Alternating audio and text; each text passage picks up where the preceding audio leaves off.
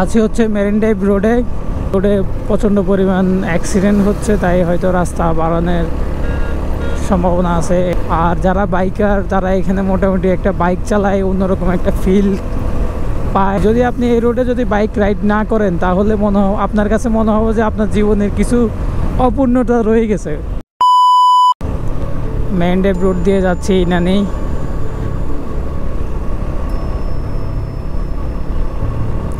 রাস্তা সম্ভবত কাজ চলতেছে, রাস্তা আরও বাড়াবে। আর রাস্তার কন্ডিশন আগের থেকেও মোটামুটি খারাপ বলা যায়। আর এই রোডে প্রচণ্ড পরিমাণ অ্যাক্সিডেন্ট হচ্ছে, তাই হয়তো রাস্তা বাড়ানোর সম্ভাবনা আছে। এই যে ওই পাশ দিয়ে রাস্তা খালি করছে পর্যাপ্ত পরিমাণ। এ হলো কাঙ্ক্ষিত মেরিন ড্রাইভ রোড। কক্সবাজার আসলে সবাই এইখানে ঘুরতে আসে মোটামুটি। আর যারা বাইকার তারা এখানে মোটামুটি একটা বাইক চালায় অন্যরকম একটা ফিল পায় আর কি, অন্যরকম একটা আনন্দ কাজ করে। আসলে এই রোড দিয়ে বাইক না চালালে আপনি বুঝতে পারবেন না যে মানে কত ভালো লাগে আর কি। এমনকি যারা বাইক নিয়ে নাও আসে, এমনিতেই গাড়িতে করে আসে, তারাও এখান থেকে বাইক ভাড়া নিয়ে এই রোডটার মধ্যে বাইক রাইড করে। মানে যদি আপনি এই রোডে যদি বাইক রাইড না করেন তাহলে আপনার কাছে মনে হবে যে আপনার জীবনের কিছু অপূর্ণতা রয়ে গেছে। আর যদি রাইড করেন তাহলে হয়তো মানে ওই পূর্ণতা জিনিসটা, মানে ওই অপূর্ণতা জিনিসটা পূর্ণতা পাবে আর কি। এখান থেকে বাইক রাইড এবং কি আপনার পাশ দিয়ে সমুদ্র সৈকত দেখতে দেখতে মেরিন ড্রাইভ বা টেকনাফ পর্যন্ত যাওয়া, এটা অসাধারণ একটা মুহূর্ত। এই মুহূর্তটা যে মানে গেছে বাইক রাইড করে এবং কি দেখতে দেখতে এই দৃশ্যটা উপভোগ করছে, ঠিক একমাত্র সে ভালো জানবে আর কি কেমন অনুভূতি। মানে এই অনুভূতিটা বলার মতো না। টেকনাফ রোডটা অনেক ভয়ঙ্কর, এই মেরিন ড্রাইভ রোডটা অনেক ভয়ঙ্কর হয়ে গিয়েছে আগের থেকে। আগে এই রোডটা গাড়ির সংখ্যা মোটামুটি কম ছিল, এখন গাড়ির সংখ্যা বাড়ার কারণে এই যে ছাত্রী কিছু বাইকার আছে 4V চালায়, হঠাৎ করে এই আপনার ক্রস করে মানে ওভারটেক করে, গাড়ির সামনে মোটামুটি একটা ডিস্টেন্স না রাখে ওভারটেকটা করে, মানে যেটাকে বলা হয় রিস্কি ওভারটেক আর কি, রিস্কি ওভারটেক। এই প্রচণ্ড পরিমাণ গাড়ি বেশছে। যাই হোক, সব কিছু মিলাই ছাপড়ি টাপড়ি সব কিছু মিলাই জীবন চলার পথ সহজ করতে হবে, এ হলো কথা। কিন্তু এই ছাপড়িগুলোর কারণেই সব দুর্ঘটনা হয়ে থাকে, এই ছাপড়িগুলোর কারণেই দুর্ঘটনা হয়ে থাকে, এটা হলো মূল বিষয়। না হয় এই যে এক লেন এদিক দিয়ে যাবে এদিক দিয়ে আসবে, এখান দিয়ে এত হামামি করে যাওয়ার কি দরকার? আমি তো মনে করি না এত হামামি করে যাওয়ার মানে দরকার।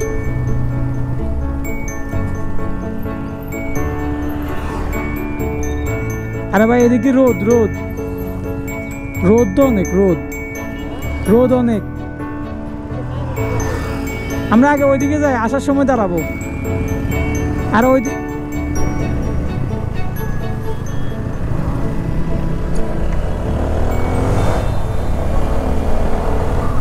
ওইদিকে আরো অনেক জায়গা আছে এরকম নিচে নামার বীজ থেকে, কথা বুঝছো নি? ওইদিক থেকে আরো অনেক জায়গা আছে আর কি সামনে।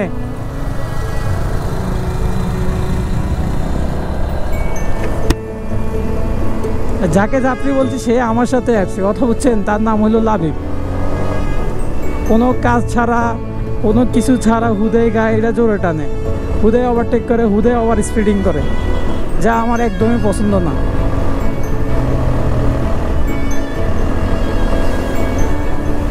দেখতে সেনাবাহিনী ক্যাম্পে মোটামুটি চলে আসলাম।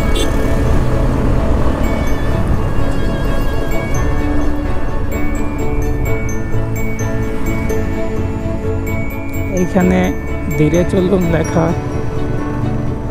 ধীরে চলতে হবে এই জায়গাটা। আর এই রোডের মধ্যে অটো সিএনজি অনেক বেশি, কারণ সবাই এমনিতেই ঘুরতে আসে।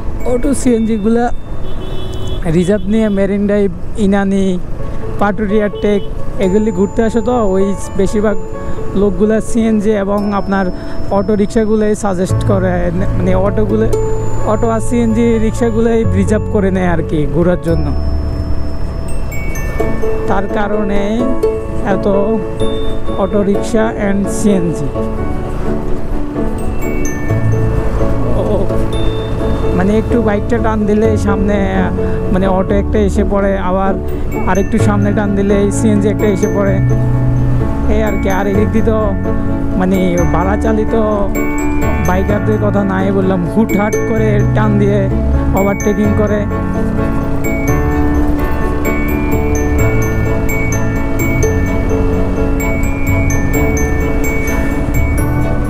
পার ভাঙতে ভাঙতে সম্ভবত এখন দেওয়াল করে নিচ্ছে একবারে, যাতে রাস্তা রাস্তা করলে যাতে না ভাঙে, সেই জন্য। আগে তো এমনিতে বড় বড় এই ফিলার টাইপের বলা যায়, রড সিমেন্ট দিয়ে বানানো, এগুলা দিয়ে ওই যে দেখা যাচ্ছে 3 কর্নারের মতো ত্রিভুজের মতো, ওইগুলা দিয়ে মোটামুটি একটা কাভার দেওয়ার চেষ্টা ছিল, কিন্তু এখন ডাইরেক্ট এখন ওয়াল করে ফেলছে, যাতে ওই পানিটা যাতে রাস্তার সাইডটা না ভাঙতে পারে আর কি। আর এই যে দেখলেন অটোটা হুট করি না তাকিয়েই বলা যায় মানে ইয়ে করে দিচ্ছে আর কি, ঘুরে দিছি। কি ভাইয়া ভালো তো, সিগন্যাল দিবা? কি খবর?